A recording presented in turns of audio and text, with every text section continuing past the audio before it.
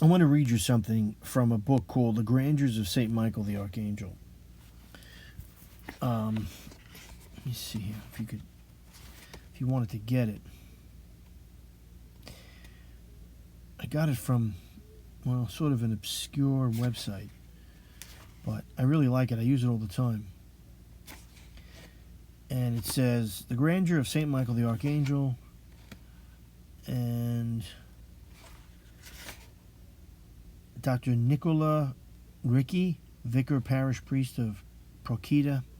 Not really sure of the author. Anyway, there's different apparitions, they discuss prayers, etc.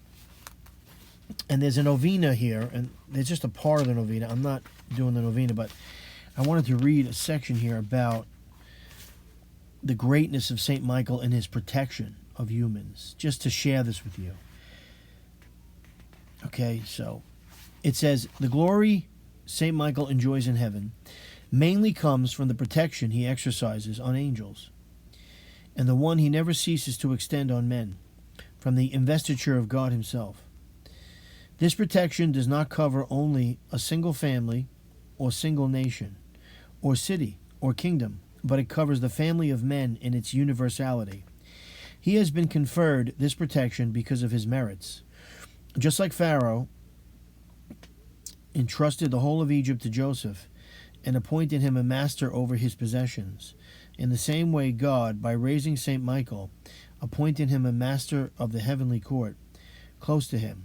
To him he entrusted the inexhaustible treasures of his grace, to be spread among men. According to Pharaoh's orders, no one can enter or come out of Egypt without Joseph's consent. No one can enter heaven without St. Michael, and no grace can descend from it without his mediation. It is God's absolute will that St. Michael be glorified on earth, and that men may have recourse to him in their needs. When hunger started to be felt in Egypt, the people asked Pharaoh for wheat, and the latter told them to address Joseph. Ite ad Yosef, go to Joseph. To the peoples that are in misfortune, God says, go to St. Michael, for he has the keys to my treasures, and he is my intendant and authorized agent.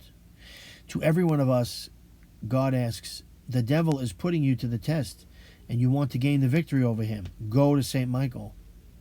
He is the unfailing helper of Christians in wars, plagues, calamities, famine, temptations, and hardship. History is full of the wonders worked by the archangel. The evils which he puts to